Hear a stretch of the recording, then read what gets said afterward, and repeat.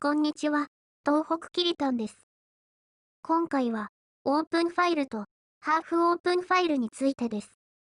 オープンファイルは、ポーンがないファイルのことです。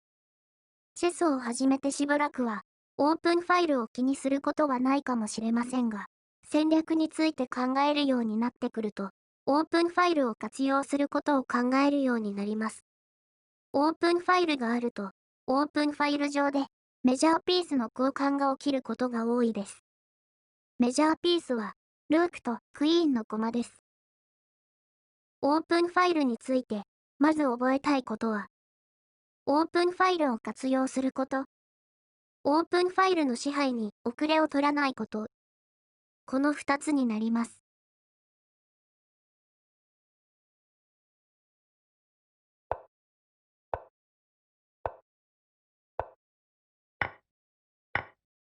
フレンチディフェンス、エクスチェンジバリエーションの局面です。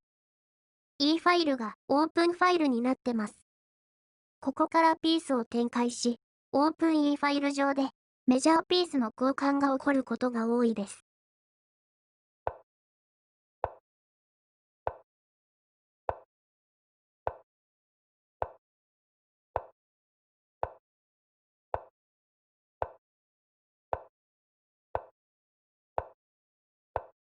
10手目の局面です。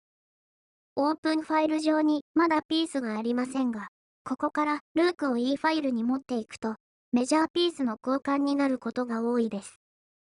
左右対称の局面で、マスターレベルではドローになることが多いようですが、実力差で勝負がつくことが多いのと、オープンファイルについて学ぶのに適したオープニングです。他のことも考えながら、オープンファイルがあったら、オープンファイルを活用することを考えましょう。具体的には、ルークをオープンファイルに配置して、オープンファイルを支配します。オープンファイルを支配することで、相手の駒の動きを制限させることができます。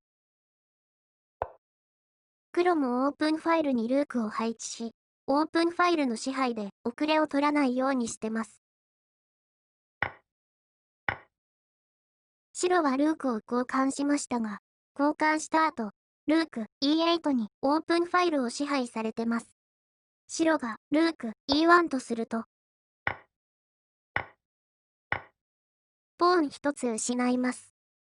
後からオープンファイルを支配しようとすると、不利を招くことがあるため、オープンファイルの支配に遅れを取らないようにすることも大事です。この局面に戻ると、白が先にルーク E8 を取るのではなく、黒にルーク E1 を取らせた方が、オープンファイルの支配で白は都合がいいです。このように、オープンファイルの支配では、相手にルークを取らせるよう仕向ける場合もあります。黒が E ファイルにルークを持ってこなかった変化を見てみましょう。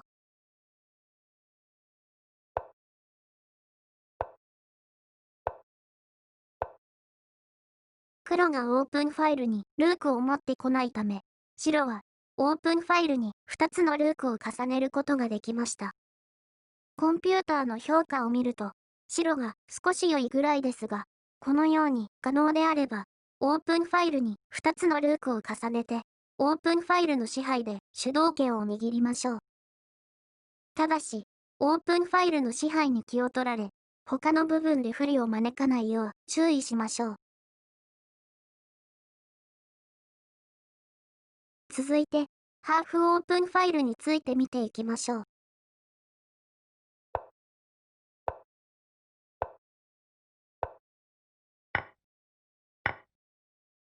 こちらは、カロ管理フェーズのエクスチェンジバリエーションです。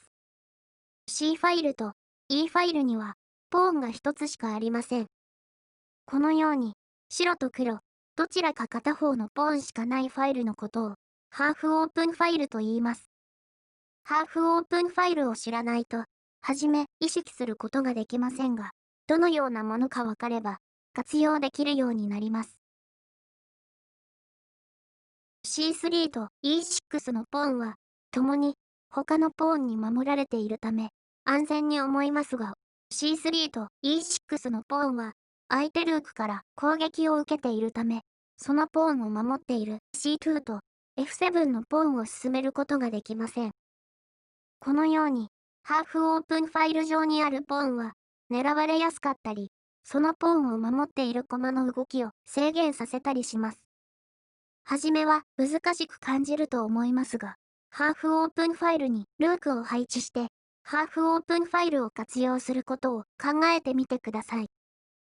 また、相手もハーフオープンファイルにルークを配置してきますので、ハーフオープンファイル上で不利を招かないか注意しましょう。簡単ではありますが、ハーフオープンファイルについての説明は以上です。次回は、ダブルポーン、孤立ポーン、バックワードポーンなどの弱いポーンについて解説いたしますが、弱いポーンとハーフオープンファイルが関係してくることもあります。以上となります。ご視聴ありがとうございました。